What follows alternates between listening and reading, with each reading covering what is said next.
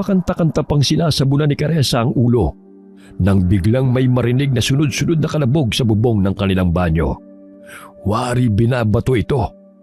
Kaya't agad siyang nagbuhos ng tubig mula sa timba at tinakpan ng tuwalya ang katawan. Sino yan? Kung gusto mo mamboso, naku, wala kang mapapala sa akin. Puro buto lang makikita mo. Binuksan niya ang pintuan ng banyo at bahagyang sumilip sa labas. Wala naman siyang nakitang tao, kaya't ipinagpatuloy niya ang paliligo. Bahala ka! Sino bang hindi makakatulog ng mahimbing? Pakialam ko sa'yo kung sino kang mamboboso ka. Madalas naliligo sa gabi si Caressa dahil sa maghapong naroon sa palengke. Ramdam niya ang lagkit ng kanyang katawan dahil sa samot-saring amoy sa lugar na yon. Dagdagan pa ng maalinsangang panahon. Madalas siyang napagsasabihan ng ina dahil baka pasmahin siya sa kanyang ginagawa. Bagamat isang beses niyang sinunod ang sinabi ng ina na hindi maligo pagdating ng bahay galing palengke. Ngunit hindi siya nakakatulog sa pangangate ng katawan. Sa tuwing naliligo naman siya ay nagpapainit siya ng tubig upang maging maligamgam ang gagamitin. Nagpatuloy si Caressa sa paliligo. Maya-maya'y napahinto siya sa pagbuhos ng tubig nang maninag ang animoy nagbabagang mga mata na nakasilip sa butas ng pawid ng bubungana. Napasa po siya sa kanyang dibdib at dali-daling hinablot ang tuwalya na nakasabit sa pintuan. Lumabas siya ng banyo upang tignan kung sino ang naroon.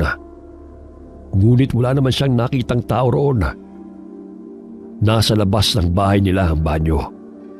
Iilang hakbang lamang ang layo noon mula sa kanilang bahay. Napabuntong hininga na lamang siya sakaling namamalikmata sa kanyang nakita. Nagsimula na naman siyang kumanta habang lumalakad papasok ng bahay. Oh, bakit ang tagal mo naman sa banyo? Patuyuin mo yung buhok mo bago ka matulog ha.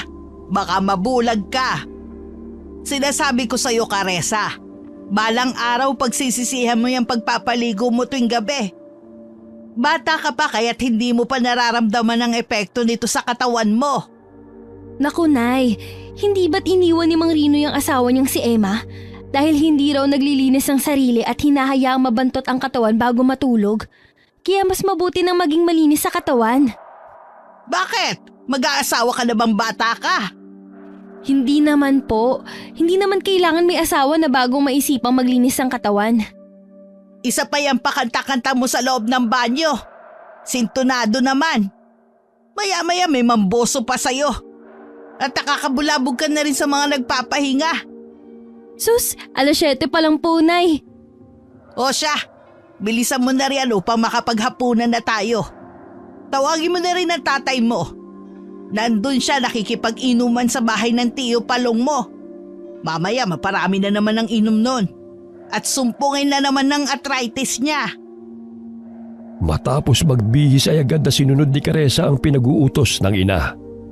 Hindi na siya nagpasama sa dalawang kapatid dahil may ginagawang proyekto ang mga ito. Gamit ang lampara na nagsisilbing liwanag sa madilim na daan. Pinaliligiran ng mga naglalakihang puno ang kanilang lugar. Nagpalinga-linga siya sa paligid nang matamaan siya ng nahuhulog na maliliit na sanga ng kahoy, maging ng maliliit na bato. Napatingala siya sa ibabaw ng puno ng nara. Bahagya siyang kinabahan ng maaninaw na may patay sinding liwanag na maihalin tulad sa umiilaw na tutubi. Bagamat sa pagkakataong yun, ay may nahuhulog na mga abo sa kanyang pisngi na sumasama pa sa ihip ng hangin. Naaninag niya na may malaking hubog ng katawan ng isang nilalang na nakaupo sa ibabaw ng malaking sanga ng puno. Dahil sa takot ay kumaripas siya ng takbo patungo sa bahay ng tiyuhin. Humahangos siyang pumasok sa loob ng bahay, dahilan ng pagtataka ng mga taong naroon. Oh, ano nangyayari sa yung bata ka? Tay, parang may nakita po akong kapre. Kapre? Sa tinagal-tagal ko sa lugar na ito wala pa akong nakikitang kapre. Yan ang napapalaan nyo sa pakikinig sa mga kwento ni Tandang Uria. pinapasundo na po kayo ni inay. Maghahapunan na po tayo. Ilang sandali pa'y nagpaalam na sila kay Mang Palong at umuwi ng kanilang bahay. Tay, dyan po oh. Parang nariyan po sa puno ng nara ang kapre. Nahuhulog pa ang abo ng tabako niya sa mukha ko. Oh, nasaan na? Nandito na tayo. Wala namang kapre. Kung ano-ano kasi nasa imahinasyon mo eh. Nagpatuloy na lamang sa paglalakad si Caressa at hindi na nakipagtalo pa sa ama. Alam niyang tinamaan na rin ito ng alak, kaya naging madaldal na ito habang tinatahak nila ang daan patungo sa kanilang bahay. Bahagya siyang napalingon sa puno ng nara. Ilang sandali pa ay tumambad sa kanyang paningin ang kapreng humihit-hit ng tabako habang kumakaway sa kanya. Namilog ang kanyang mga mata at tila namanhid ang kanyang katawan. Binilisan niya ang paglalakad habang patuloy na kinikilabutan. Malakas niyang isinarado ang pintuan nang makarating na sila ng bahay. Maging ang kanyang inang si Nora ay nagtataka sa kanyang ikinikilos. Oh, ano nangyayari sa'yo? Kani-kanina lang masaya ka pa. Bakit ngayon tila hindi maipintay ang mukha mo? Nay, may kapre sa puno ng nara. Nakita ko po siya. Sus, wala naman ako nakita eh. Marahil umiiral na naman ang imahinasyon mo. Totoo pong nakita ko siya. Humihit-hit pa nga siya ng tabako at kumaway sa akin. Ano ba yung pinagsasabi mo? Anak, ako nakainom. Ngunit parang ikaw pa itong lasing sa atin dalawa eh. Kumain na nga tayo. Baka sanhi lamang yan ng gutom. Hanggang sa matapos silang maghapunan ay hindi pa rin naaalis sa isipan ni Caressa ang kapre nagpakita sa kanya. Hindi siya makatulog dahil sa tuwing ipipikit niya ang kanyang mga mata, bumabalik sa kanyang diwa ang mukha ng kapre. 2:00 na ng umaga nang makaramdam ng antok si Caressa. Mahimbing na natutulog ang kanyang mga kapatid at nadidinig pa niya ang lakas ng hilik ng kanilang ama mula sa kabilang kwarto. Niyakap niya ang unana at unti-unting napapikit. Ilang sandali iminulat niya ang kanyang mga mata nang may maamoy na tila nasusunog na niluluto. Hindi niya mawari kung ano yun, ngunit may halin tulad sa nabubulok na karne ang amoy. Napabalikwas siya ng bangon upang tunguhin ang kusina. Baka hindi napatay ng kanyang ina ang apoy at nakasalang pa rin ang kaldero na pinaglutuan ito ng ulam. Wala naman siyang nakita, kaya't bumalik siya sa kanilang silid. Ilang sandali pa'y nawala ang mabahong amoy na kanyang nalalanghap. Hay, ano ba yan? Kung ano-ano nang nakikita ko't naaamoy. Makatulog na nga. Nagising si Caressa dahil sa ingay ng kanilang ina. 7:00 na ng umaga nang siya ay magising, kaya't dali-dali siyang bumangon at iniligpit ang higaan.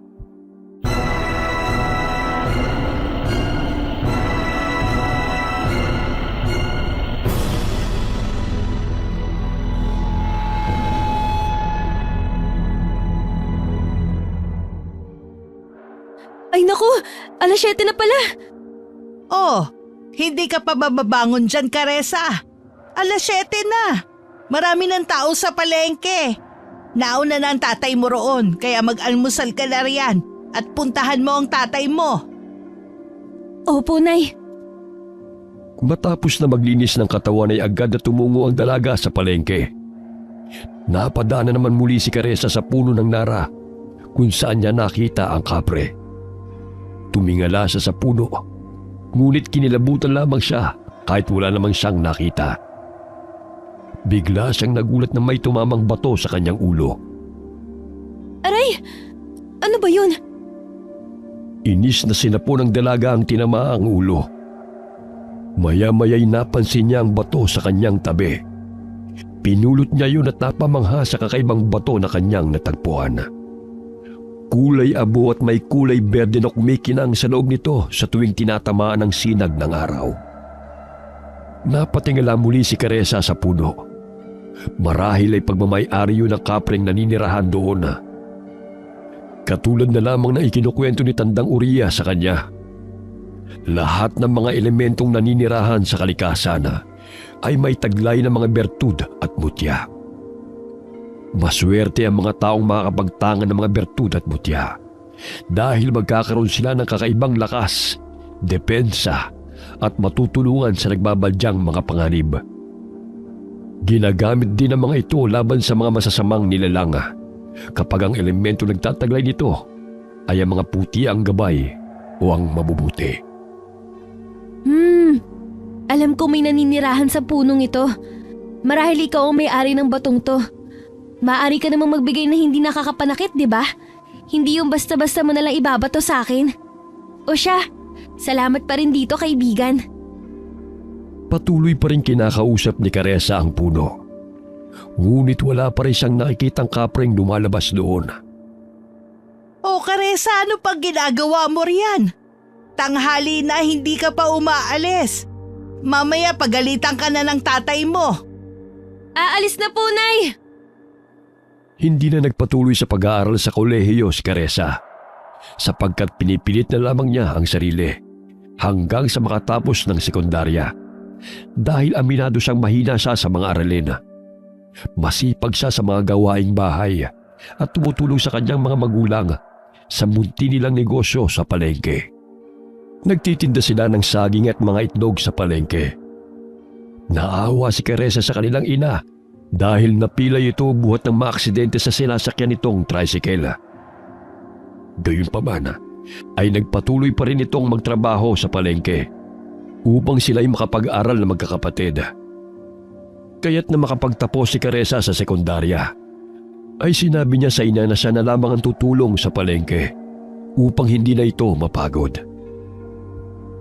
Kahit sa bahay namamalagi ang kanilang ina, ay wala pa rin itong kapaguran sa pag-aasikaso sa pangangailangan ng kanilang pamilya. Naging kaibigan ni Caressa si Tandang Uriya na siyang nagtitinda ng mga kakanin malapit lamang sa kanilang pwesto. Nanghihilot din ang matanda at nanggagamot. Madalas din sila nagkukwentuhan sa tuwing siya ang nagbabantay sa kanilang mga paninda. Pagdating ng palengke, ay abala na sa pagtitinda si Mang Wilardo. Kaya tinulungan niya ang ama sa pag-aasikaso sa mga mamimili. Napapahikab pa si Caressa dahil siya'y inaantok pa rin. Tanghali ka nang pumunta rito ngunit inaantok ka pa. Ay nako Caressa, matulog ka ng maaga sa gayon makapagpahinga ka. Hindi yung madaling araw ko nang natutulog. Ngayon lamang po ito, Tay. Pasensya na po. Ikaw na muna magbanday dito dahil pupunta akong supplier ng mga itlog. 1 linggo na hindi pa rin nakaka-deliver Konti na lamang ang stocks natin. Kukulangin na yan pagdating ng linggo. Tumango si Caressa bilang tugon sa ama. Panay ang hikab niya dahil sa hindi mapigilan ng antok. Kaya't nagtimpla siya ng kape upang magsilbing pampagising. O anak, nag-iwan lamang ako ng ipangsusukli mo sa mga bibili Kinuha ko ng pera dahil may babayaran din ako sa kinuhaan natin ng saging. Sige po, Tay. Ako na pong bahala rito. Mag-ingat po kayo. Habang nagkakape, kinuha ni Caressa ang bato na kanyang inilagay sa loob ng kanyang baga at tinignan ito. Napansin niyo ni Tandang Uriya. Abay Ineng, saan mo nakuha ang mutyang yan? May kaibigan ka palang kapre. Hindi mo sinabi sa akin. Natagpuan ko lang po to matapos na tumama sa aking ulo. Maswerte ka dahil ipinagkaloob niya yan sa'yo. Marami kang matutuklasan na kapangyarihang taglay ng mutyang yan. Sakaling makakuha ka ng tabako ng kaibigan mong kapre na tinatawag na abano salong, ilagay mo sa bote na may langis. Mabisang gamot yun sa sakit ng tiyan, na sanhi ng usog at iba pa. Totoo po ba, Lola? Kaso nga lang po natatakot po akong makita ang kapre na yun.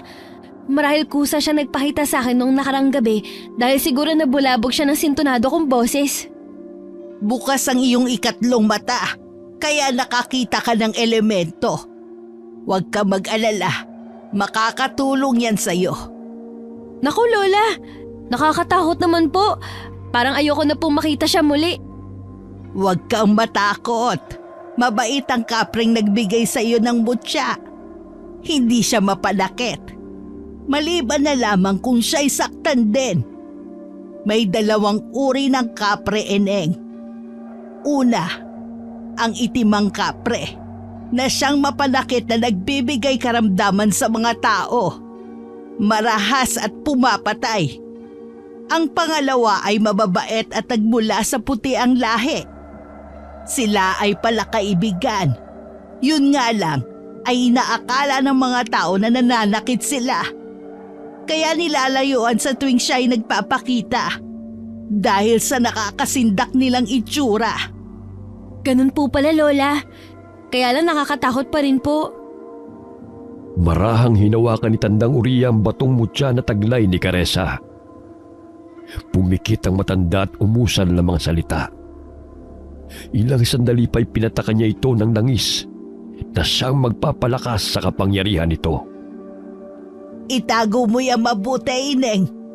Dahil maraming tao ang magkakainteres sa batong yan. Karamihan ginagamit sa kasamaan. Kaya't gamitin mo yan sa kabutihan. Bumalik ng pwesto si Tandang Uriya nang may bumiling suman sa kanya. Agad na binalot ni Caressa ang bato sa pula niyang panyo at ininagay sa loob ng sling bag. Simula noon ay palagi na itong daladala ng dalaga kahit saan man siya magpunta. Lumipas ang ilang linggo, buhat na matagpuan ni Caressa ang mutya na pagmamay-ari ng kapre. Lumago ang kanilang negosyo, mga saging at itlog. Naging swerte sa kanya ang mutya na kanyang tangan. Kaya malaki ang kanyang pasasalamat sa kapre nagbigay noon sa kanya kahit hindi man ito nagpakitang muli. Lihim niyang inaalay ng itlog at saging ang punong Nara sa tuwing umuwi siya galing palengke. 9:00 na ng gabi nagsasarado ng pwesto ang mag-ama. Napahinto muli si Caressa sa puno ng Nara. Abay, Caressa, napapansin kong gabi-gabi ka nang napapahinto sa punong yan ah. May tinatagpo ka ba rin, anak? Naku, wala po, Tay. Basta mauna ka na po sa bahay. Ano nga bang ginagawa mo rin kung wala kang tinatagpo? Gusto ko lang po siguraduhin kung may kapre ba dito o wala. Ewan ko sa'yo. Hindi ka pa rin tumitigil sa kakakapre mong yan. Ilang beses ko nang sinabi sa'yo na walang naninirahan dyan. Mauna na po kayong umuwi sa bahay. Susunod na lang po ako. Osa, basta sumunod ka na kagad ha. Baka mapano ka pa riyan. Agad na pumasok ng bakuran si Mang Wilardo at hinayaan na lamang ang anak. Nasa labas ng kanilang bakuran ng puno ng Nara at hindi nila ito naisipang putulin dahil tanim pa yun ng lolo ni Mang Wilardo. Mahigpit na hinabili ng lolo nito sa kanyang ama na huwag putulin ang puno ng Nara dahil yun ang kanilang tagapagbantay. Hindi lingid sa kaalaman ni Mang Wilardo ang sinasabing kapre ng anak. Ayon na rin sa kwento ng kanyang ama noong siya'y bata pa lamang. Ngunit hanggang siya'y tumanda ay wala pa siyang nakitang kapre sa punong yun. Bagamat palagi niyang nililinis ang palibot ng puno, kagaya na lamang ng habilin ng ama nito. Sinasabi niya sa mga anak na walang kapre doon upang hindi matakot ang mga ito. Ngunit may nakapagsabi na may elementong naninirahan doon. Subalit madalas nagpapakita lamang yun sa mga taong may masasamang hangarin upang manakot. Alam ni Mang Wilardo ang ginagawang alay ni Caressa dahil gawain din niya yun na hindi rin pinapaalam sa mga anak. Hindi man niya nakikita ang kapreng putian na sinasabi ng kanyang ama, ngunit ipinagpapatuloy pa rin niya ang gawain ng kanyang mga ninuno. Alam kong naninirahan ka riyan. Pero pakiusap, huwag mo akong takutin ha. Magkaibigan naman tayo, di ba? Ito po palang itlog at saging. Tanggapin niyo po bilang munting regalo. Biglang lumakas ang hangin kung saan naroon si Caressa. Naramdaman niyang may malaki at baritonong boses na kanyang narinig na dumampi sa kanyang tenga. Hindi niya mawari kung bumulong ba yun o kinakausap siya sa kanyang isipan. Sinabi sa kanya ng kapre ang pangalan nito na Maelon. Bigla rin itong nagpakita sa kanya. Malabo ang kulay ng balahibo nito at may mahabang balbas. Humithit ito ng tabako sa may buga ng usok. Ilang sandali binigay nito ang kapirasong tabako kay Caressa at biglang nawala. Kasabay ng pagkawala ng inalay na itlog at saging ng dalaga. Ito na sigurong tinatawag na abano salom na sinasabi ni Lola. Agad na kinuha ni Caressa ang bote ng langis na ibinigay ni Tandang Uriya sa kanya. Inilagay niya sa bote ng langis ang pinunit niyang tabako. Nagpaalam siya sa puno ng nara at pumanik ng kanilang bahay. Pakanta-kantang inayos ni Caressa ang mga gamit sa kanyang silid. Pasalampak siyang napahiga sa kama dahil sa pagod. O anak, bumaba ka na riyan para makapaghapunan na. Mamaya na lang po, Inay. Magpapahinga na muna ako sandali. Medyo napagod po kasi ako eh. O siya, mauuna ng kakain ng itay mo. Marami pa ritong ulam, ha? Ilang sandali pa'y napapikit si Caressa. Hindi niya namalay na nakatulog siya ng tuluyan. Nagising siya sa isang lugar na hindi pamilyar sa kanya. Ngunit napakaganda ng lugar na yon. Dahil pinaliligiran ng mga samut-saring kakaibang bulaklak na noon lamang niya nakita. May malaking talon na pinaliliguan ng mga munting bata at mga nagagandahang kababaihan. Napasulyap siya sa kanyang likuran nang may marinig siyang baritonong boses ng lalaki. Napahanga siya sa malaprinsipe nitong mukha. May berdeng mga balintataw. Matangos ang ilong, ngunit maputla ang balat nito. Hindi ito normal na tao dahil walang guhit sa ibabaw ng labi sa ilalim ng bandang ilong kagaya sa normal na tao. Nasaan ako? Anong lugar to? Napangiti ang lalaki at itinuro ang talon kung saan umaagos ang malinaw na tubig. Tila alam ng lalaki na mahilig siyang maligo, kaya inanyayahan siya nitong lumapit sa talon. Ilang sandali nakita niya ang pangalan na nakasulat sa braso ng gwapo at matipunong lalaki. Maelon ang nakasulat doon, katulad sa pangalan ng kaibigan niyang Kapre. Maelon? Yun din ang pangalan ng kaibigan kong Kapre na siyang nagbigay ng mutya sa akin. Ako rin yun. Iisa lamang kami. Sa mundo ng tao, yun ang aking wangis. Kinatatakutan ng mga taong katulad mo. Madalas pa nga'y kinamumuhian at tinutugis. Ngunit sa aming paraiso, ito ang aking anyo. Naku, napaka-pogi mo pala, Maelon. Salungat sa mundo naming mga tao. Napakahiwaga naman. Sana tao ka na lang. Sayang. Hindi ba't gustong-gusto mong maligo? Tignan mo ang malamig at malinis sa tubig ng talon, Caressa. Hindi ka magsasawang maligo dyan. Tignan mo ang kasiyahan ng ating mga kaibigan. Oo nga. Mga engkantada ba sila? Napakaganda nila. Malayong-malayo sa itsura ko. Kakaiba nga ang ganda mo, Caressa. Paano ba ako nakapunta rito, Ginoong Maelon? Sa pagkakaalam ko'y nakatulog ako sa aking kwarto. Dinala kita rito dahil sa busilak mong kalooban at gusto ko makilala ng aking mga kaibigan. Alam mo bang isa ka sa pinili ng mga engkanto na makapagtangan ng mutya? Bukod doon nabighani ako sa maganda mong boses sa tuwing naririnig kitang umaawit sa tuwing ikay naliligo. Ha? Nabighani?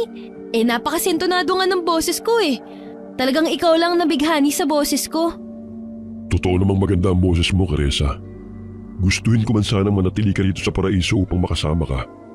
Ngunit batid ko mas kailangan ka ng iyong pamilya. Hinahanap ka na nila. Sa muling pagkikita, kaibigan, pakaingatan mong mutyang ibinigay ko sa iyo. Gamitin mo yan sa mabuti dahil naglipa na ng mga masasama. Makakatulong yun sa iyo. Makakaasa ka na gagamitin ko to sa kabutihan. Ilang sandali ay biglang nagising si Caressa. Unti-unti siyang bumangon sa kama na nooy habol-habol ang kanyang paghinga. Nagtaka siya nang makita ang ina't mga kapatid sa sala na umiiyak habang nagdarasal. Naroon din si Tandang Uriya na kinakausap ang kanyang ina. Bumaba si Caressa ng sala at nagtatakang nagtanong. O Nay, bakit po kayo umiiyak? Ano pong nangyayari? Naku, Caressa, saan ka ba pumuntang bata ka? 1 linggo ka nang nawawala. Hindi namin alam kung saan ka hahanapin. Nawawala? Nakatulog lang ako sa kwarto. Kagigising ko nga lang po eh. Ang tatay mo't mga kapatid kung saan-saan ka na hinanap. Salamat naman sa Diyos at nakauwi ka na. Nay, hindi nga po ako umalis ng bahay. Nakatulog lang ako at may maganda po ako na panaginipan. Nagugutom na nga po ako eh. Naalala kong hindi ako nakapaghapunan kagabi. Nakita ka raw ni Nina na bumaba ng iyong silid. Ang buong akala niya'y kakain ka. Pagkatapos nun hindi ka na namin mahagilap. Akala namin nagtanan ka na o sumama kung kanino. Naku, Nay. Malabo pong magtanan ako dahil wala akong boyfriend. Kakain po muna ako, Nay. Kumakalam na sikmura ko eh. Napaupo si Tandang Uriya sa harapan ni Caressa at sinabing tama ang kanyang hinala na nanggaling sa mundo ng mga engkanto si Caressa. Ang panaginip na sinasabi mo, Ineng, ay hindi panaginip, kundi totoong nangyari. Sa mundo ng mga engkanto, ay ilang oras ka lamang doon. Ngunit sa mundo ng mga tao, ay ilang araw ka nang nawawala. Nangyari din yun sa akin bago ako naging manggagamot. Marahil isa ka rin sa pinili nila maging isang magaling na manggagamot. Talaga po, Lola? Wala po akong kaalam-alam sa mga panggagamot na yan. Kung hindi mo ako tinuturuan, hindi ko pa malalaman. Huwag ka mag-alala. Tutulungan ka ng iyong gabay. Ilang sandali pa'y pumasok si Mang Wilardo sa kanilang bahay. Baka sa mukha ng ama ang saya nang makita ang panganay na anak. Niyakap niya ito habang kumakain. Muntik nang mabulunan ng dalaga sa pagkakayakap ng ama. Tay, sandali lang. Mabubulunan pa ako niyan eh. Saan ka ba nagsususot na bata ka? Nakarating na kami sa kabilang baryo.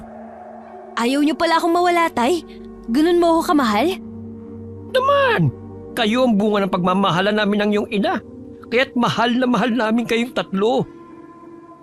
Ginawa ni Wilardo ang utos ni Tandang Uriya na mag-alay ng pagkain sa puno ng nara, sapagkat doon niya naramdaman ang malakas na puwersa ng elemento matapos niyang isagawa ang ritual. O sige, magpapaalam na ako. Narito na naman si Caressa. Mabuti naman at bumalik ka ng matiwasay, Ineng. Maraming salamat po, Lola Oria. Ipapahatid ko na po kayo kay Wilardo. Mag-ingat po kayo. Lola, maraming salamat po sa inyo. Bukas po magtitinda na po ako sa palengke. Magkikita naman po tayo ulit doon. Bago inihatid ni Mang Wilardo ang matanda, ay binigyan ng bigas at prutas ni Lora si Tandang Uriya bilang pasasalamat sa tulong ito. Sinabi ng matanda sa mag-asawa na nagustuhan ng kapre si Caressa. Sa tulong ng ritual na kanyang ginawa, ay nakiusap siya na ibalik nito ang dalaga at kusa namang ibinalik ng kapre si Caressa. Ilang araw matapos na nakabalik ng bahay si Caressa mula sa pagkawala, palago ng palago ang kanilang negosyo. Nakapagpatayo na rin ang tindahan ng bigas si Mang Wilardo at Aling Nora dahil na rin sa pagtutulungan nilang pamilya. Nakapagpaayos na rin sila ng bahay. Kahit na lumago ang kanilang negosyo, ay ginamit pa rin nila ang pera sa mabuting paraan. Tumutulong sila sa mga nasalanta ng bagyo o anumang sakuna at pagbibigay ng bigas at itlog bilang donasyon sa mga tao. Gayunpaman, kahit anong buti nila, ay mayroon pa rin mga tao na gusto silang hilahin pababa. Nagkasakit ang anak ni Mang Alvaro. Si Caressa ang itinuturo nito na siyang dahilan ng salot sa baryo. Ayon sa lalaki, simula na mawala at bumalik ang dalaga, ay sunod-sunod na ang kamalasan na sinapit ng kanilang mga kabaryo. Marahil ay sinanla ng dalaga ang kaluluwa nito sa dyablo na siyang kapalit ng paglago ng pamumuhay ng pamilya nito. Ang pagkakaroon daw ng sakit ng mga tao ay siyang nagbibigay umano ng swerte sa pamilya ni Caressa. Hindi na matiis ni Mang Wilardo ang paninirang puri ni Alvaro sa kanilang pamilya, kaya't nagkasagutan ng dalawa at humantong sa pikunan. Sinuntok ni Mang Alvaro si Mang Wilardo sa pisngi, kaya't bumawi rin ang suntok si Mang Wilardo sa lalaki. Tinamaan si Alvaro sa sikmura, dahilan ng pagkatumba nito. Dahan-dahan ka sa pananalita mo. Kung umasenso man kami sa buhay, yun ay dahil nagsipag at nagsakripisyo kami. Lalo na mga anak ko. Hindi mo alam ang pinagdaanan namin bago namin na ituwid ang maliit na negosyong ito. Hindi namin kasalanan na kahit paano nakakaraos kami dahil sa aming pagtsatsaga at pagsisipag. Wala kang karapatang siraan ang pamilya ko, lalong-lalo na ang anak ko. Bakit? Ano bang ginawa mo para makakain ng pamilya mo? Hindi mo ba naisip na dahil sa pagiging batugan at makasarili mo'y nagkasakit ang anak mo? Mas inuuna mo pang sugal kaysa sa ilalaman ng sikmura ng iyong pamilya. Ilang beses na humingi ng bigas at itlog yung panganay mong anak dahil wala raw kayong makakain. Tapos ito pa igaganti mo sa amin? Wala kang kwentang tao! Tama na po, Itay! Makakasama po sa inyo yan! Sige na po, ilayo niyo na si Mang Alvaro dito! Pakiusap! Maraming nakiusyoso sa kumusyong naganap. May ilang tao ang naniwala sa sinabi ni Alvaro. Ngunit karamihan ay nasa panig ng pamilya ni Mang Wilardo. Tay, hayaan niyo na po sila. Hindi mo naman kailangan patulan pa si Mang Alvaro eh. Alam mo naman ang ugali nun. Kung hindi lamang talaga ako naaawa sa mga anak niya, hindi ko nabibigyan pa ng makakain ng mga yun eh. Ngunit ang pagiging batugan ng magulang ay ang mga anak ang nagsasakripisyo. Kaya nga po napakaswerte namin sa inyo ni Inay. Dahil binigyan kami magkakapatid ng mga magulang na masisipag at mapagmahal. Habang umuwi galing palengke, napadaan si Caressa at Mang Wilardo sa bahay ni Mang Alvaro. Narinig nilang umiiyak ang pangalawang anak na si Katie. Tay, maaari po ba tayong huminto saglit? Baka napano na pong mga bata. Hindi na po kasi pangkaraniwang iyak yan eh. Naku anak, alam mo naman kung ano nangyari sa amin kanina ni Alvaro, hindi ba? Hayaan mo na lamang sila riyan. Baka pag-ilitan na naman tayo ng baliw na yon. Nagkataon na lumabas ng bahay ang bunsong anak na lalaki. Tinanong siya ni Caressa kung naroon ba ang mga magulang nila at kung napano ang kanyang kapatid. Umiiyak na sinabi ng bata na wala doon ang kanilang ama at silang apat lamang ang naroon. Dahil ang kanilang ina ay isang buwan nang lumuwas ng Maynila upang magtrabaho bilang katulong at hindi pa bumabalik. Dinala ni Caressa ang isang sipi ng saging at isang dosenang itlog sa magkakapatid. Sa pag-aakalang nagugutom lamang ang mga ito. Nagulat siya nang bumungad sa kanyang paningin ang kalunos-lunos na kalagayan ng batang babae. Tay, halika po rito. Naku, tignan niyo po si Katie. Agad na bumaba ng tricycle si Mang Wilardo at tinungo ang kubo. Doon niya nakita ang kaawa-awang kalagayan ng bata. Lumulubong tiyan at maraming pantal sa katawan. Naglalaway rin ito na animoy isang asong baliw. Kailangan na yung dalhin sa ospital. Nako, kailan pa ba nangyari yan sa kanya? Umiiyak na sumagot ang panganay na si Miguel na 3 araw ang nakakalipas matapos silang mangahoy sa kasukalan. Sa puno ng malaking mangga kung saan pinutol nila ang sanga upang gawing uling.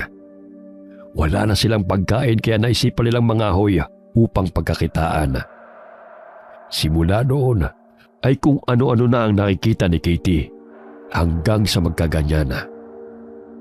Tay, kailangan na magamot ni Lola Oria si Katie bago mahuli ang lahat. Ang sabi ng apo niya kanina pinuntahan nito ang pamangkin dahil manganganak na yon. Ilang bundok pang tatahakin bago makarating sa naturang lugar. Naku, paano ba to? Kailangan ng malapatan ng gamot ang batang to. Kinuha ni Caressa ang bote ng langis na may abano sa lom. Biglang umihip ang malakas na hangin. Batid niyang ginagabayan siya ng kanyang gabay na si Maylon. Nadidinig niya ang baritono nitong boses na sumasambit ng orasyon at tinuturuan siya nito kung paano ang gagawin. Sinusunod niya ang katagang sinasambit ng kapring si Maylon. Matapos nun ay pinahid niya sa lumulubong tiyan ni Katie. Inutusan niya si Miguel na magpainit ng tubig upang ipainom sa kapatid at panlinis sa madungis na katawan nito. Nilagyan niya ng asin ng maligamgam na tubig na pinainom kay Katie. Nanlilisik pa ang mga mata ng bata at malakas na tinabig ang baso. Nagpupumiglas ito at malakas ang boses na kumakawala sa bibig ng batang babae. Inumin mo to, Katie, para gumaling ka. Huwag mo hayaan na mangibabaw ang kapangyarihan ng masamang nilalang na yan. Umalakhak ang bata at dinuduraan pa sa nito ng itim na likido. Sumagi sa isipan ni Caressa na may nabulabog ang mga bata na itim na kapre, kaya't gusto nitong maghigante sa mga bata. Sinira ng mga ito ang kanyang tahanan at nasugatan ito sa bandang paa nang hatawi ng batang babae ang sanga gamit ang itak. Binudburan ng asin ni Caressa ang ulo ng bata, maging ang buo nitong katawan. Gayon na lamang ang palahaw ng bata dahil sa nararamdamang sakit. Ngunit hindi yun boses ni Katie, kundi pagmamayari ng itim na kapre. Sa tulong ng puti ang gabay, naway tulungan mo ko upang lisanin ng masamang elemento ang katawan ng batang to. Pilit na pinainom ni Caressa ang maligamgam na tubig na may asin at pinataka ng langis na may sangkap na abono sa halom ang bata. Nang malunok yun ni Katie, ay unti-unting huminto ito sa pagpupumiglas. Tinulungan ni Mang Willardo ang anak upang painumin si Katie ng dinasalang tubig hanggang sa maubos ng bata ang isang baso. Ilang sandali umihi si Katie ng itim at mabahong likido na maihahalin tulad sa nabubulok na laman ng hayop. Pinalabas ni Mang Willardo ang 2 maliliit na bata. Sinabihan niya na doon na muna sa tricycle at kumain ng saging at tinapay na kanilang dadalhin sana sa kanilang bahay. Unti-unting lumiit ang tiyan ni Katie at umaliwalas ang mukha nito. Nilinis ni Caressa ang katawan ng bata at agad na binihisan. Nasaan na bang tatay niyo? Nakakain na ba kayo? Umiiyak na napapailing na lamang si Miguel at sinabing hindi pa umuwi ang kanilang ama mula nang umalis ito kaninang umaga. Ilang araw na silang hindi kumakain ng maayos at tanging iilang pirasong kamoting kahoy lamang ang kanilang pinaghati-hatian. Inutusan ni Caressa si Miguel na linisin ang papag na tutulugan nilang magkakapatid upang makapagpahinga na si Katie. Si Mang Willardo ay nagsaing upang makakain ng mga bata. Niluto na lamang ng Ginoo ang bigas na dadalhin sana sa kanilang bahay. Nakalimutan ni Mang Willardo ang galit kay Mang Alvaro. Nang ibabaw ang awa niya sa 4 na bata na pinabayaan ng mga magulang ng mga ito. Pinakain niya ng lugaw si Katie upang hindi mabigla ang tiyan ng bata. Ilang sandali dumighay ito at nagkaroon ng lakas dahil sa nagkalaman ng kumukulong sikmura. Kaawa-awang mga bata. Kumain lamang kayo ng kumain. 1 tray ng itlog yan. Bukas, Miguel, magtrabaho ka sa bigasan. Sa gayon ay hindi na kayo manghihingi ng pagkain at kung saan-saan pa kayo mapapadpad. Laking pasasalamat at labis ang tuwa ng binatilyo nang marinig ang sinabi ni Mang Willardo. Matapos nilang kumain ay nagsipaghanda na sila upang matulog. Ayan, may bigas na kayong isasaing bukas at may itlog. May sabon na rin para may gagamitin kayo sa pagligo. Sa gayon hindi na kayo madungis. Napangiti ang mga bata at napayakap kay Caressa. Maging kay Mang Willardo'y mahigpit ding napayakap ang mga bata. Sa ganoong paraan ay naramdaman nila na may mga tao pa palang nagmamalasakit at nagmamahal sa kanila kahit hindi nila kadugo. Kinaumagahan ay maagang naghintay si Miguel sa bigasan ni Mang Willardo. Masaya niyang binati ang matandang lalaki nang makita niya ito. Napabuntong hininga si Mang Willardo nang makita ang suot na damit ng binatilyo. Malinis nga, ngunit parang basahan na rin dahil sa punit-punit na ito. Hindi rin magkapares ang suot nitong tsinelas at pudpud na rin. Kaya binilhan niya si Miguel ng damit at tsinelas na may susuot. Ay nako, nakakalungkot bang isipin na may mga irresponsable talaga mga magulang? Mailuwal lamang ibahala na ang mga bata. Basta-basta na lamang pinababayaan. Masisipag naman sila, tay. Iyon nga lang kulang lang sa gabay. Bahagyang napatigil si Caressa sa pagsasalita nang biglang sumakit ang kanyang tiyana. Napansin niyang matalim na nakatitig sa kanya ang babae na napadaan sa harapan ng kanilang tindahan. Walang salita ang kumawala sa babae, ngunit mababanagang mabagsik nitong itsura. Tatawagin sana siya ni Caressa upang tanungin kung ano ang kailangan nito. Subalit bigla na lamang itong naglaho sa kanyang paningin nang makipaghalubilo sa mga mamimili. Aray! Ang sakit ng tiyan ko. Oh, baka may nakain ka at hindi ka natunawan. Uminom ng gamot si Caressa, ngunit hindi pa rin napapawi ang sakit. Ginamitan siya ng itim na kapangyarihan upang lapatan ang sakit. Kinuha niyang langis sa kanyang baga at marahang hinaplos yun sa kanyang tiyana. Unti-unting bumuti ang kanyang pakiramdam. Naaninaw niyang muli ang babae, ngunit sa pagkakataong yun ay mababanaag ang pagkainis sa mukha nito, bagamat napapansin pa rin ni Caressa na napasulyap ito sa kanyang kinaroroonan. Hindi niya kilala ang babae, kaya laking pagtataka niya kung bakit gano'n na lamang ito kumakatingin sa kanya. Maya-maya'y dumating ang apo ni Tandang Uriya. Ilang araw na rin hindi nakikita ni Caressa ang matanda na napapagawi sa palengke. Boy, kamusta na si Lola Oria? Bakit hindi ko na siya nakikita? Sinabi ng binatilyo na hindi pa umuwi sa kanilang bahay si Lola Oria.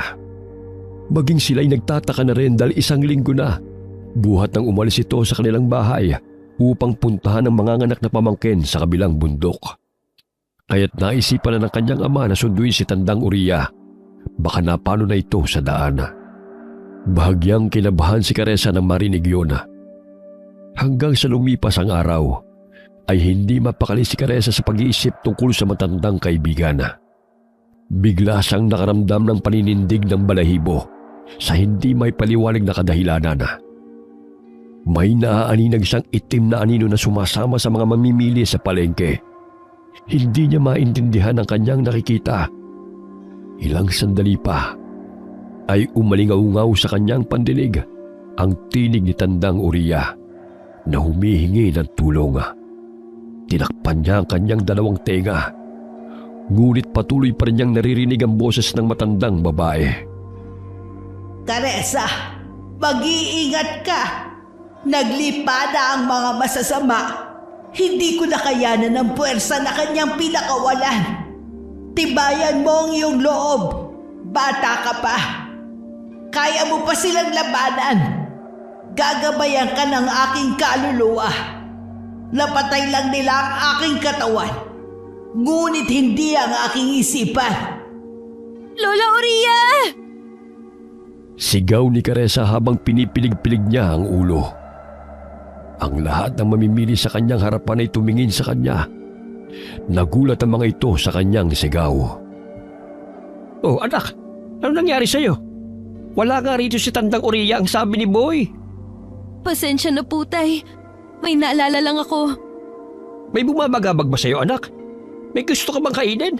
Magpapabili ako kay Miguel. Wala po. Magkakape na lang po ko, tay. Baka pagod lang po to. O sige, magpahinga ka na muna. Kami na lamang dito ni Miguel. Kahit mainit ang tinimplang kape, ay tuloy-tuloy pa rin ang paghigop ni Caressa. Hindi niya alintaan ang init na dumadaloy sa kanyang lalamunan dahil sa naghalong takot at pangambang nararamdaman. Nakatulog si Caressa sa silya habang nakaupo sa kanilang tindahan. Paulit-ulit na sumasagi sa kanyang balintataw ang mukha ni Tandang Uriya at ng babaeng kanyang nakatitigan sa palengke. Bigla siyang napabalikwas ang siya'y magising. Tagaktak ang kanyang pawis dahil hindi niya maipaliwanag kung bakit paulit-ulit na sumasagi yun sa kanyang isipan. Masamang pangitain ba to? Ang huling panaginip ko ay nung naroon ako sa paraiso ng mga engkanto. Pero hindi yun basta panaginip lang, kundi totoong nangyari. Ano kayang gustong pahiwatig ng panaginip kong ito tungkol kay Lola at sa babae?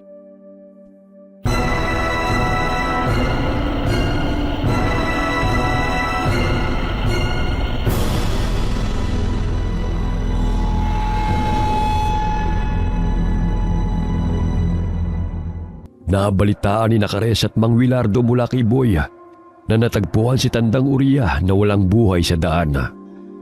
Kasama ang isang lalaking nakikilalang kaanak nito na naghatid sa matanda pauwi galing bundok.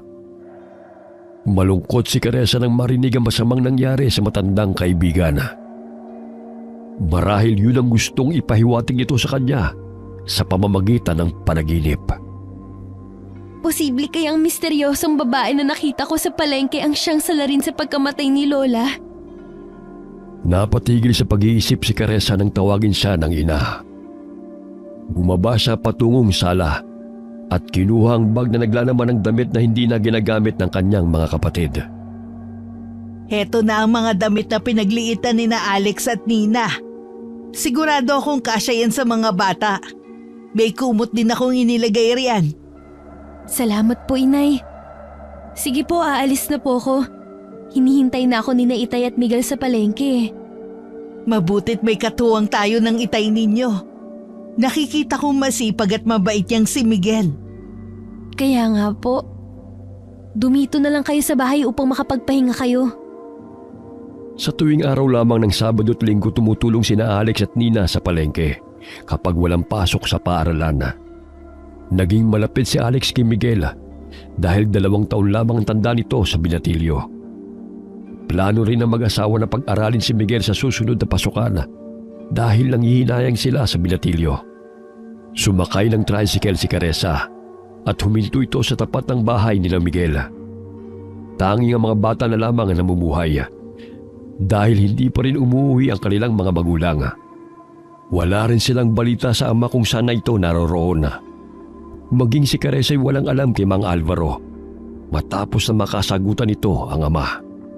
Malayo pa lamang ipatakbo na siyang sinalubong ng mga bata. Kamusta na kayo? May dala akong mga damit at kumot para sa inyo na ipinadala ni Nanay. Ang sabi niya, maaari niyo raw siyang bisitahin sa bahay upang may makasama naman siya kapag wala kami ron. Magiliw siyang kinakausap ng magkakapatid.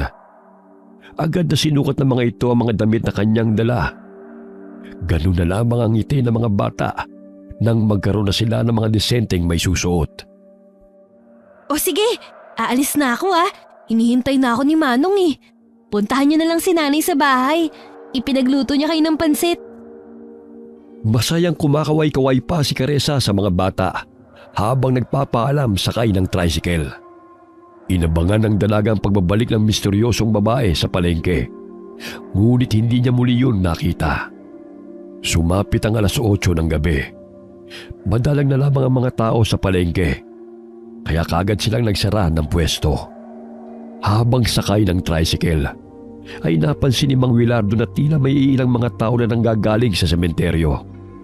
Naaninaw nilang mabagal lumakad ang mga ito. Nakakaamoy rin sila ng nakakasulasok na amoy na sumasama sa ihip ng hangin. Ano bang ginagawa ng mga taong yan sa ganitong oras ng gabi? Nakabarong at saya pa ang mga yan. Naku tay, parang hindi naman po normal na mga tao yan eh. Parang mga patay na muling nabuhay. Baka bumibisita lamang yan sa kanilang mga mahal sa buhay. Pero teka, bakit sa gabi pa? Nakalapit ang isang lalaking nakabarong sa tricycle. Doon na tumambad sa paningin ni Mang Wilardo ang naaagnas na mukha ng isang lalaki at nakikilala pa niya kung sino yun. Alvaro? Ano nangyari sa'yo? Gulat na tanong ng Ginoo. Ngunit imbes na sagutin ang kanyang tanong, ay hinihila siya nito pababa ng tricycle at gusto siyang sakmalin. Kung kaya't mabilis niyang pinaharurot ang minamanehong tricycle. Nako, ano nangyari sa kanya? Tila bangkay na bumangon sa himlayan. Kaya nga po huwag kayong huminto. Baka tayong maging hapunan ng mga yan. Napansin ni Caressa ang isang babae na naroon sa gilid ng kalsada. Umuusal ito ng mga katagang Latina na animoy tinatawag ang mga bangkay habang itinataas nito ang 2 kamay.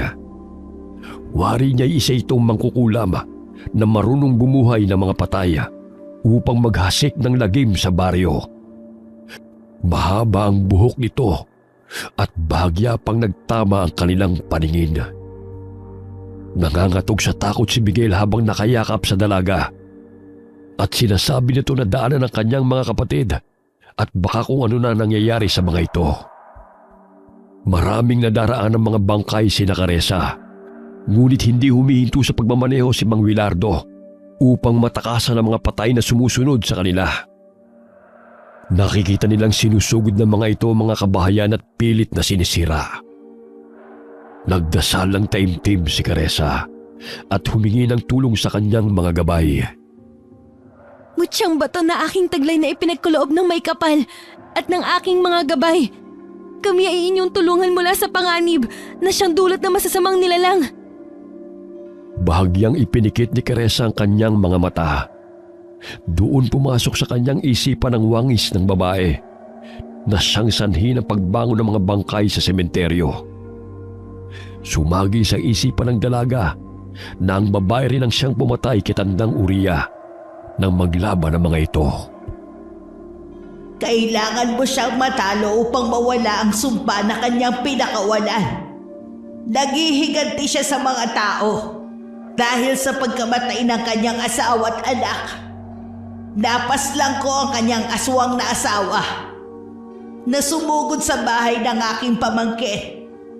Ang babaeng yan ay isang aswang na magkukulam na nagtudulot ng sakit sa mga taong naninirahan sa kabundukan. Tinutugis siya ng mga tao, kaya tumakas sila ng kanyang anak. Bagamat nang mapunta sila sa bayan, ay nasagasaan ang trak ang kanyang anak at binawian ang buhay. Umalingaw-ngaw ang tinig ni Tandang Uria sa pandinig ni Caressa. Napaisip ang dalaga kung paano niya ito malalabanan, gayong maraming bangkay ang naroon sa daan. Napahinto si Mang Willardo sa kubo na tinitirhan ng magkakapatid upang sunduin ang mga bata. Ngunit wala na roon sina Katie. Siguro sa bahay po sila dahil sinabi kong puntahan nila si nanay. O sige, kumapit kayo. Dahil hinahabol pa rin tayo ng mga pisting mga bangkay. Ay, ano ba nangyayari sa mundo?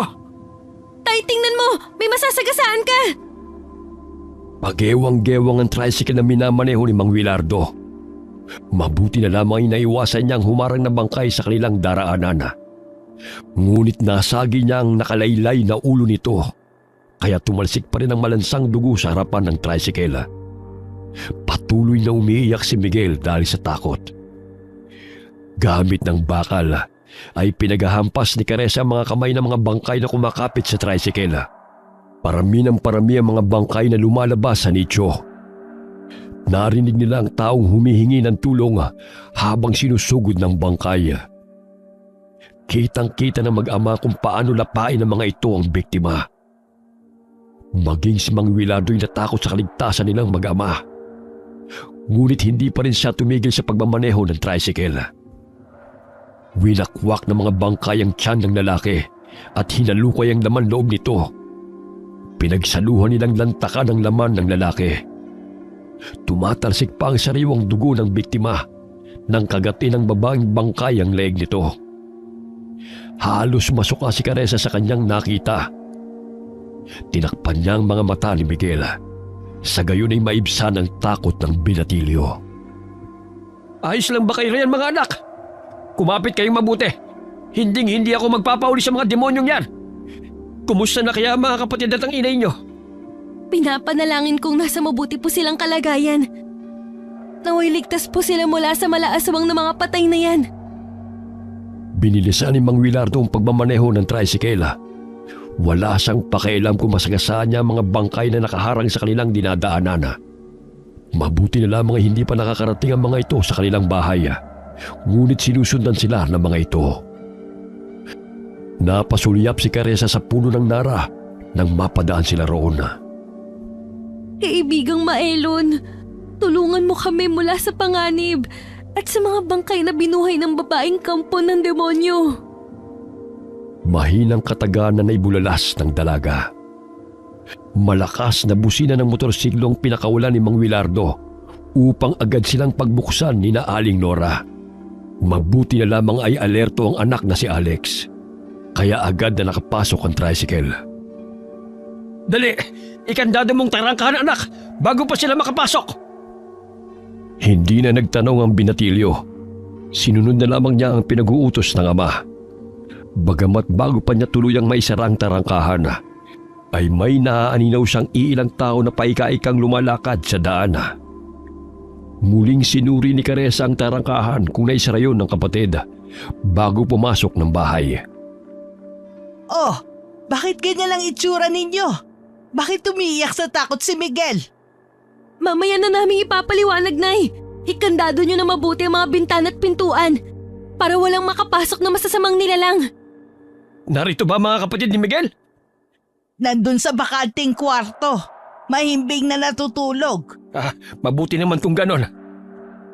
Sabihin nyo nga sa akin kung bakit kayo nagkakaganyan.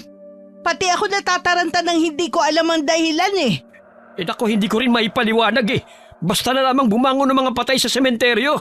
Sumusugod sila sa mga kabahayan. Kung sino man ang kanilang nakakasalubong na huli, kanila kinakain. Nakita ko rin kanina si Alvaro na nooy puno ng dugo ang muka. Wala sa kanyang katinuan at gusto kong sakbalin. Diyos ko naman! Ano na ba ang nangyayari? Ano na ang gagawin natin ngayon? Ilang sandali pa'y narinig nila ang mga kalampag na ginagawa ng mga binuhay na bangkay. Mabuti na lamang ay napaayos nila ang kanilang bahay, kung kaya't hindi basta-basta mapapasok ng mga masasamang loob. Kumuha ng itak si Mang Wilardo at ibang gamit na maaaring gawing sandata. Ang mga pinutol na kaway na gagawin sanang mesa para sa kanilang tindahan ay ginawa niyang sibat. Pinatulis niya ang dulo nun at ibinigay sa mga anak. Ayan, gamitin ninyo. Huwag kayo magdadalawang isip na sila'y paslangin. Dahil kung kayo mahuhuli ng mga yon, tiyak kayo ang papatayin. Nagising ang mga kapatid ni Miguel dahil sa ingay. Nagtaka mga ito kung bakit may mga daladalang patalim at mga pinatulis na kawayan ng mga taong naninirahan sa bahay. Nagsiksika ng mga ito sa sulok ng silid dahil sa takot. Huwag kayong matakot mga bata. Nandito lamang si Nanay Laura. Basta huwag kayong lumabas ng kwarto ano man ang mangyari. Tumango ang tatlong bata at napayakap sa ginang.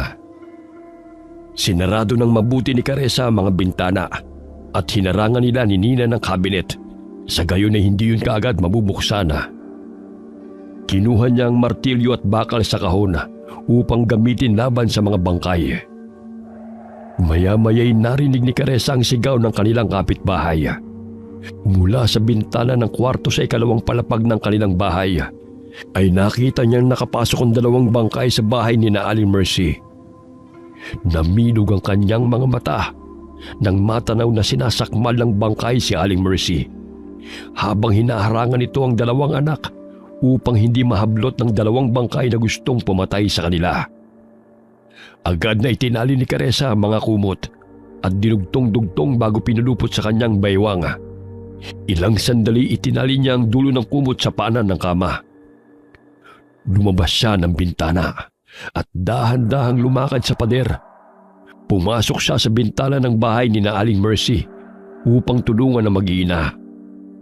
Habang abala ang dalawang bangkay sa paglapa sa katawan ng ginang, dali-daling tinawag ng dalaga ang dalawang bata na naroon sa sulok ng kwarto. Halina kayo mga bata! Bago pa kayo maabutan ng mga bangkay na yan! Umiiyak ang mga ito, kaya't agad niyang kinarga ang dalawang bata sa kanyang likuran at tagiliran. Nandilat ang mga mata ni Caressa nang makitang napatigil sa pagkain ng isang bangkay at natuon ang pansin nito sa kanila. Marahan itong tumayo at lumapit. Hinila nito ang bunsong anak ni Aling Mercy. Gamit ang martilyo ay buong lakas na pinukpok ni Caressa ang ulo nito ng paulit-ulit hanggang sa mabasag niya ang bungo nito. Bitiwan mo siya! Bumalik kayo sa sementeryo kung saan kayo nakahimlay! Doon kayo nararapat! Agad na lumabas ng bintana si Caressa kasama ang dalawang bata at dahan-dahang lumakad sa pader patungo sa kanilang bahay. Nagulat siya nang biglang mawalan siya ng balanse dahil sa mahigpit na pagkakayakap sa kanya ng dalawang bata. Akmang babagsak sila sa ibaba ng pader Bahagyang nakaramdam ng takot si Caressa dahil may 3 bangkay na nag-aabang sa kanila roon. Ngunit tila may kung anong puwersang umangat sa kanila kasabay ng malakas na hangin. Huwag kang mag-alala at matakot, Caressa. Hindi ko kayo pababayaan. Tinig na narinig ng dalaga na sambit ng kaibigan niyang kapre. Napatingin siya sa puno ng nara. Naaninaw niyang nakamasid sa kanya si Mylon at siya lamang ang nakakita sa kapre. Sa tulong ng kapangyarihan ng kaibigang kapre ay nakarating sila ng bahay na matiwasay. Sinarado ni Caressa ang bintana. Nanginginig ang katawan ng mga bata dahil sa takot, kaya niyakap niya ang mga ito. Naaaninaw rin niya na patuloy na nilalabanan ng kanilang mga kapitbahay ang mga bangkay na lumulusob sa kanilang mga tahanan. Diyos ko, bakit nabuhay ang mga patay sa sementeryo? Tila mga aswang sila na nangangain ng laman. Katapusan na ba ng mundo? May bumuhay po sa kanila. Ginamitan ng kapangyarihang itim upang maghasik ng lagim. Sino namang kampo ng dyablo yan? Paano siya mapipigilan? Gagawa po ako ng paraan upang matapos ang kahibangan ng babaeng yun. Nay, kayo na pong bahala sa mga bata. Tutulungan ko lang po sina Itay sa baba. Mag-ingat kayo, anak. Pinapanalangin kong matatapos na itong masamang bangungutan nangyayari. Bumaba ng bahay si Caressa. Nadidinig niya ang malakas na kalampag na ginagawa ng mga bangkay sa bawat tahanan. Ilang sandali biglang umihip ang malakas na hangin na siyang sanhi ng pagbukas ng tarangkahan. Tumilapon ang mga bangkay at muling sumara ito. Batid ni Caressa na kagagawan yun ng kaibigan niyang kapre. Naghalungkat ng mga gamit sa bodega si Caressa. Nakita niya roon ang palakol at mahabang bakal. Naisip niyang harapin ang babaeng nagsasagawa ng ritual. Kailangan kong talunin ang babaeng yun upang pigilan siya sa kanyang kasamaan. Marami nang nadadamay. Kinuha ni Caressa ang susi ng motorsiklo. Sinuot niya ang helmet at lumabas ng bahay. Hinawakan siya ng ama sa braso upang pigilan. Caressa, saan ka naman pupuntang bata ka? Mapanganib na lumabas ng bahay, anak. Nakikita mo bang paramihan ng parami ang mga bangkay na sumusugod sa mga kabahayan? Huwag nang matigas ang ulo mo. Tay, kailangan ko pong hanapin ang babae na siyang sanhi ng lahat ng to. Kung di, lahat tayo mamamatay. Ayokong tumungangan na lang dito at pabayaan siya sa masama niyang hangarin. Hintayin na lamang natin ang pagsapit ng umaga, anak. Baka tumigil din ang mga bangkay o mga aswang na yan. Bawat minutong lumilipas may namamatay. Kaya't kailangan kong patigilan ng babae sa kanyang ritual. Huwag kayong mag-alala. Tinutulungan po ako ng aking mga kaibigang engkanto. Kayo na pong bahala sa mga bata at kinananay. Mag-ingat po kayo rito. Pangako, babalik ako. Inilagay ng dalaga ang bakal at palakol sa kanyang tagiliran na nakaipit sa suot niyang sinturon. Lumabas siya ng bahay sakay ng motorsiklo ng kapatid. Huwag niyo po akong alalahanin. Kaya ko po ang sarili ko. Isarado niyo na lang mga bintana at pintuan upang walang makapasok. Sinunod ni Mang Wilardo ang sinabi ng anak. Nang dilat ang mga mata ng Ginoo, nang maaninaw na may puting anino siyang nakita na nakasampa sa likuran ni Caressa habang pinapaandar nito ang motorsiklo. Pinihit ni Caressa ng kanang kamay ang manibela. Ang kaliwang kamay naman nito ay nakahawak sa palakol. Isa-isa niyang tinatabas ng patalimang mga ulo ng bangkay na kanyang madaanan. Sa tulong ng mutyang bato ng kapre na ibinigay ni Mailona, ay nagkaroon ng kakaibang lakas si Caressa. Hindi niya mawari ang malakuryenteng nananalaytay sa buo niyang katawan. Animoy wala siyang kapaguran na sinusugod ng mga kalaban.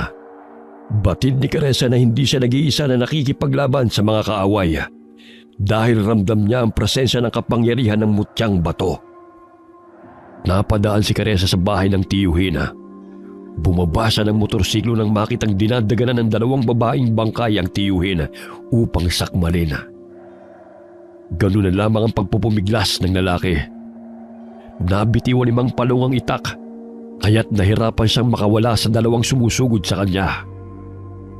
May malaking sugat na natamo si Mang Palong dahil sa sinasangga nito ang matatalim na mga ngipin ng dalawang bangkay.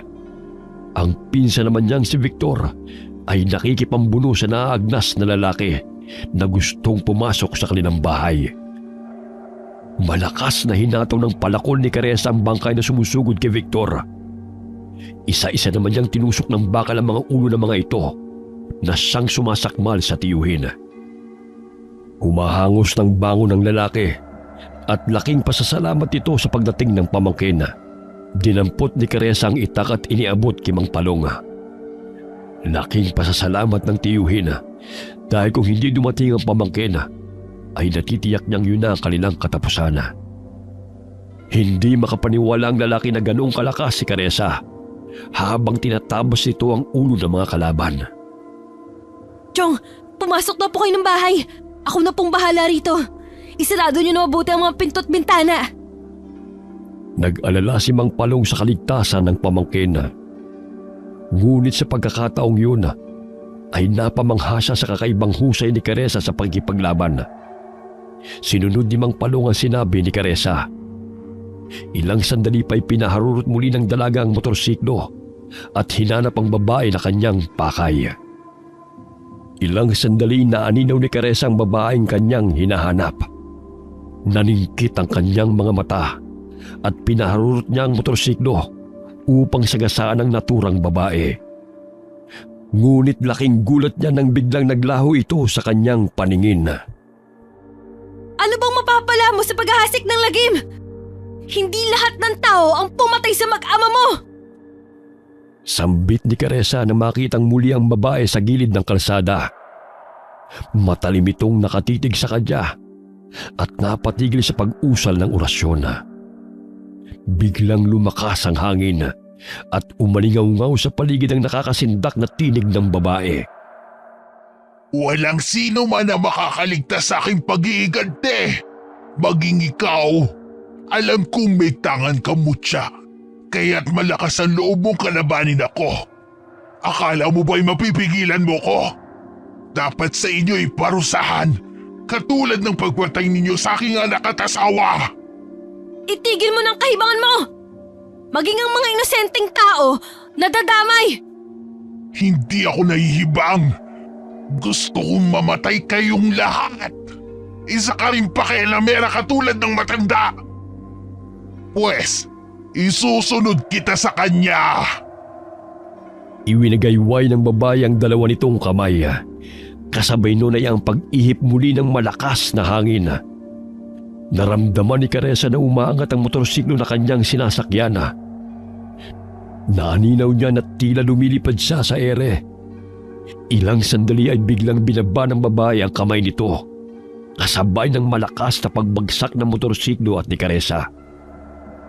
Namilipit sa sakit ang dalaga nang madaganan siya ng motorsiklo. Ngunit pinilit niyang tumayo. Yan ba ang lakas na ipinagmamalaki mo sa akin? Paano mo ko matatalo niyan? Lalampalampa ka! Mga kampon ng kadiliman, ipatikim sa babae niya ng bagsik ng itim na kapangyarihan! Itinuro nito si Caressa, kaya't gano'n na lamang ang paglapit ng mga bangkay sa dalaga. Pinaligiran ng mga bangkay si Caressa, kaya't nasisiguro ng babae na wala nang takas si Caressa sa kanyang mga kampon. Sige! Luray-lurayin ninyo ang kanyang katawan! Sa gayon ay maranasan niya ang paghihirap sapagkat yan ang nababagay sa mga taong humahadlang sa akin! Simutin ninyo ang laman ng pakialamerang babaeng yan! Pahalakhak na tugon ng babae. Ilang sandali na milog ang kanyang mga mata nang isa-isang bumubulagta sa lupa ang mga kampo nito.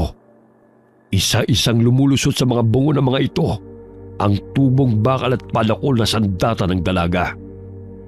Tumatalsik pa ang malalapot at masangsang na mga dugo ng mga ito. Tinadyakan ni Caressa ang katawan ng babaeng bangkay na kanyang sinaksak. Yan lang ba ang pwersa ng mga kampon mo? Ang hihina naman! Tumakbo si Caressa paikot-ikot sa babae. Maging siya hindi makapaniwala sa tuloy ng kanyang pagtakbo. Animoy walang kapaguran ng kanyang mga paa at hindi lumalapat sa kalsada. Hinampas niya ang babae gamit ang hawak niyang sandata. Gamit ng orasyon na pinapakawalan ng kalaban, kaya't hindi ito tinatamaan ng dalaga. Kailangan mong kunin ang itim na bertud na kanyang taglay. Ang pagkakaalam ko'y binaon niya yun sa kanyang katawan. Tinig ni Tandang Uriya na bumubulong kay Karesa. Nagkaroon ng pagkakataon na makalapit si Karesa sa babae. Patuloy niya itong hinahataw ng sandatang kanyang hawak. Ngunit maliksing umiilag ang babae. Ilang sandali bagyang napatigil si Karesa nang maninaw ang maliit na itim na bato na nakabaon sa noo nito. Batid niyang yun ang bertud na sinasabi ni Tandang Uriya. Akmang hahatawin na sana niya yun ng palakol. Ngunit biglang nagbago ang wangis ng babae sa kanyang harapan. Nakita niya ang mukha ng kanyang ina. Huwag anak! Ako to ang nanay mo! Huwag mo ako saktan! Nay, paano kayo napunta rito? Ilang sandali napansin niyang napangisi ng nakakaloko ang kanyang ina. Malakas siya nitong sinakal at nananambitan ng latin na mga kataga. Bitiwan mo ako! Hindi ka si nanay! Hindi niya ako magagawang saktan! Isa kang malaking hangal! Akala mo ba'y basta-basta mo akong mapapatay? Isa ka palang baguhan na nakakapagtangan ng mutya. Walang sino man ang makakatalo sa akin! Hindi ikaw o sino man! Bumabao ng mahabang kuko ng babae sa leeg ni Karesa. Napapikit ang dalaga dahil hirap siyang makahinga. Ilang sandali itinaas niya ang hawak niyang bakal at sinaksak yun sa tagiliran ng babae. Bigla siyang nabitiwan ito nang makaramdam ng sakit. Habol-habol ni Karesa ang paghinga na lumayo sa babae. Nagngingit-ngit sa galit ang mangkukulam na nakatitig sa dalaga. Sinakop ng kulay itim ang mga balintataw nito at paulit-ulit na umuusal ng orasyon. Wala ka nang magagawa upang pigilan ako! Papatayin ko kayong lahat! Malakas na humalakhak ang babaeng mangkukulam. Nagpalinga-linga si Karesa sa paligid. Naririnig niya ang paghingi ng tulong ng mga tao, kasabay ng ilang sunod-sunod na putok ng barela. Nangamba si Karesa sa kaligtasan ng kanyang pamilya, sapagkat palakas ng palakas ang kapangyarihan ng babae. Wari niya sa tuwing may mamamatay ay lumalakas ang mangkukulam dahil hinihigop nito ang enerhiya ng mga napapaslang na tao. Kuyom ang kamaong tumakbo si Karesa patungo ng motorsiklo at pinaandar niya yung muli. Hindi ko hahayaan na magtagumpay ka! Sisiguraduhin kong matatalo kita! Pinaharurot ni Karesa ang motorsiklo patungo sa babae. Walang pagdadalawang isip na sasagasaan niya ito. Biglang nagbago na naman ang anyo nito bilang si Mang Wilardo. Ngunit hindi na nagpadala si Karesa sa panlilinlang ng babae. Gagamitin ang mga mahal mo sa buhay upang ika'y talunin. Huwag kang magpapadala sa awa at panlilinlang niya, Karesa. Tibayan mo ang iyong kalooban. Paulit-ulit na umaalingaw-ngaw na tinig ng matandang kaibigan. Habang pinapaandar ni Karesa ang motorsiklo, ay sinasambit niya sa kanyang isipan ang paghingi ng tulong sa kanyang mga putiang gabay. Nandilat ang mga mata ng mangkukulam. Nasa wangis ni Mang Wilardo na hindi niya nagawang pigilan ang paglapit ng dalaga. Bigla siyang tumilapon ng sagasaan ng motorsiklo. Bumalik ang tunay na anyo ng babaeng mangkukulam. Tumama ang kanyang ulo sa nakausling bato, dahilan ng pagdurugo. Lapastangan kang babae ka! Sino ka upang kalabanin ako? Hinding-hindi ko hahayaan na matatalo ako ng isang katulad mo! Bukod sa pagiging mangkukulam, ay isa rin itong aswang. Unti-unti itong nagbago ng anyo bilang malaking lobo. Nakausli ang matatalim na pangil at mga ngipin nito at may mahabang sungay. Mabalasik ang mga mapupulang mga mata nito. Gamit ang buntot nito ay malakas niyang hinampas si Caressa. Mabuti na lamang ay mabilis na pinaharurot ng dalaga ang motorsiklo, kaya't hindi siya tinamaan. Malaki rin ito kumpara sa pangkaraniwang lobo. Palakas ang kapangyarihan niya. Maelon, Lola Oria, pakiusap tulungan niyo ako sa maaari kong gawin. Gayong hindi lamang siyang aming kaaway, maging ang mga bangkay na lumulusob sa mga kabahayan. Ilang sandali napansin ni Caressa ang ilang mga tao na nagsilabasan sa kani-kanilang tahanan. May bit-bit na mga patalima upang labanan ng mga bangkay na aswang. Nagkaroon ng lakas ng loob ang mga mamamayan na makipaglaban upang supilin ang kasamaan. Maya-maya'y natanaw ni Caressa ang umiilaw na motorsiklo ng ama. Kasama nito si Alex. Ang mga bangkay na kanilang nadadaanan ay tinutusok nila ng pinatulis na kawayan, kaya't bumubulagta ang mga ito sa kalsada. Anak! Hindi ka namin pababayaan! Nandito kami upang tulungan ka! Sigaw ni Mang Willardo habang pinapaandar ang tricycle. Hindi mapakali ang ama sa pag-iisip kung napano na ang anak, kaya't napagpasahan itong tulungan si Caressa. Napatay nila ang mga bangkay na umaligid sa kanilang bahay sa tulong ng kaibigan nilang kapre. Tumambad sa mga mata ni Mang Willardo kung paano ibagsak sa lupa ng kapre ang mga bangkay at putulan ng ulo. Doon na pagtanto ng Ginoo ang sinasabi ng kanyang ama't lolo na mabuti ang kapre na naninirahan sa punong nara malapit sa kanilang bahay. Samantala, nagngingit-ngit sa galit ang aswang na lobo nang makita na isa-isang bumubulagta ang kanyang mga kampon sa kalsada. Dahil sa pagkamatay ng mga bangkay at wala ng taong napapaslang, ay hindi na nadadagdagan ng enerhiyang nagpapalakas sa kanyang kapangyarihan. Sinugod niyang muli si Caressa, ngunit maliksing nakailag ang dalaga sakay ng motorsiklo. Inilabas nito ang mahaba nitong dila upang hulihin ang dalaga. Ngunit malakas yung hinampas ni Caressa. Tumalon si Caressa mula sa motorsiklo upang hatawin ang ulo ng aswang na mangkukulam kung saan niya nakita ang itim na bato. Ngunit sinanggayon ng aswang. Bagamat maliit ang dalaga kumpara sa kanya, ramdam ni Caressa na nahihirapan din ang kalabang aswang sa kanyang pagsugod. Hindi na ako natatakot sa'yo! Kung ang kamatayan ko ang siyang magpapatigil sa kasamaan mo, handa akong mamatay!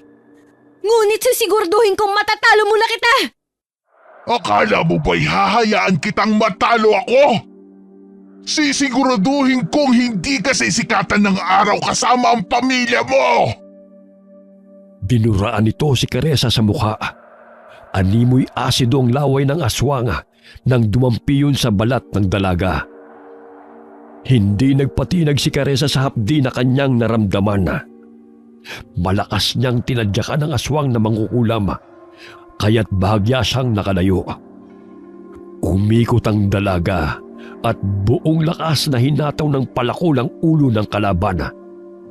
Tinamaan ito sa noo, dahilan na tumalsik ang dugo nito.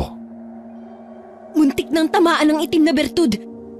Kailangan ko pang galingan sa pag-asinta sa noo ng halimaw na yan. Sambit ng dalaga sa kanyang isipan.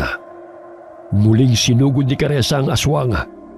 Ngunit sa pagkakataong yun ay lumapat sa kanyang leeg ang matalim na mga kuko nito. Sinakal siya nito at binitin. Nabitiwan niya ang palakol dahil sa higpit ng pagkakasakal sa kanya. Nakakaawa namang pagmasdan ang itsura mong nahihirapan. Hindi ko na patatagalin ang iyong buhay dahil ilang segundo lamang ay nasa impyerno ka na! Pahalakhak pang tugon ng aswang. Ibinuka nito ang malaki niyang bunganga upang sakmalin ang ulo ng dalaga. Ganun na lamang ang pagpupumiglas ni Caressa dahil batid niyang katapusan na niya. Napapikit na lamang si Caressa sa nalalabing segundo ng kanyang buhay. Bitiwan mong aking anak! Hayop ka! Sumilat si Caressa nang marinig ang tinig ng ama. Pinaharurot ng Ginoo ang tricycle habang si Alex ay nakasampa sa ibabaw nito na may hawak na pinatulis na kawayan. Sa tulong ng gabay ng kapreng si Mylon ay tila lumilipad ang tricycle sa ere. Sinagasaan ni Mang Wilardo ang malalobong aswang at walang awang itinarak ni Alex ang pinatulis na kawayan sa leeg nito. Nanumbalik ang lakas ni Caressa, kaya itinaas niya ang kamay na may hawak na bakal.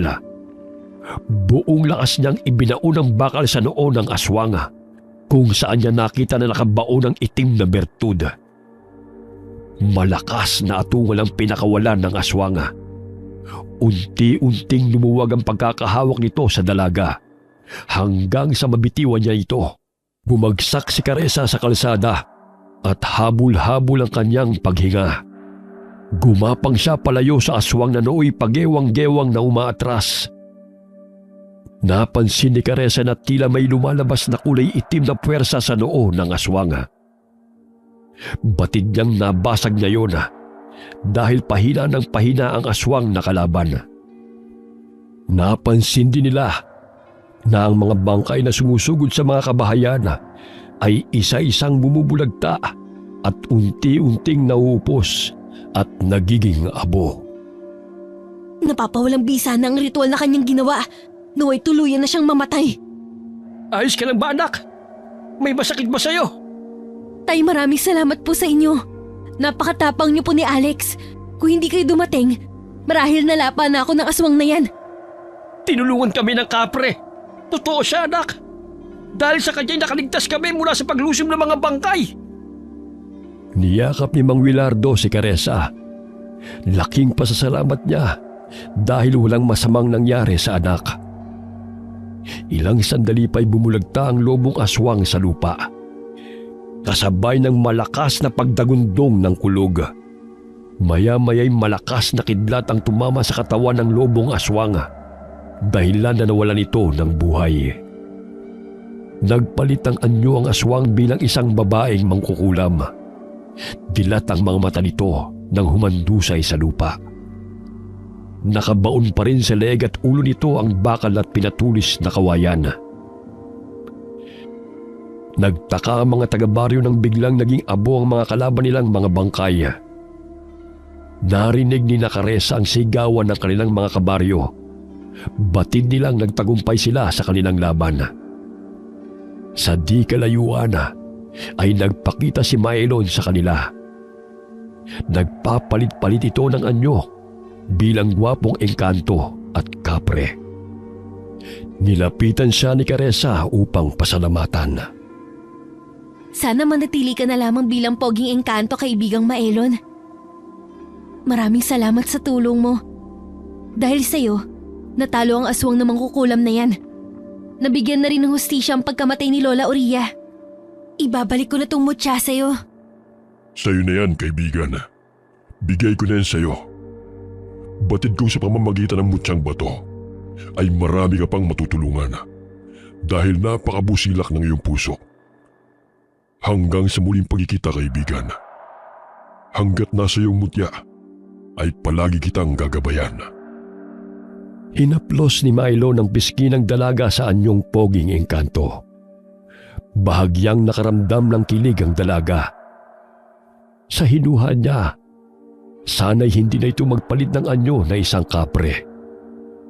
Ilang sandali ay nawala si Mylon sa kanyang paningin. Umuwi ng bahay si Caressa. Ipinaubay na lamang nila kina Kapitan Tino at mga kasamahang kagawad ang bangkay ng mangkukulam. Kinupkup ni Mang Wilardo at Aling Dora sina Miguel at ang tatlo pa nitong mga kapatid. Simula ng araw na yon ay wala nang gumagambala sa kanila. Naging isang manggagamot si Caressa sa gabay ng kaibigan niyang si Mylon. Naging tahimik na rin ang kaluluwa ni Tandang Aurea at nagpasalamat siya kay Caressa sa pamamagitan ng panaginip. Wakas.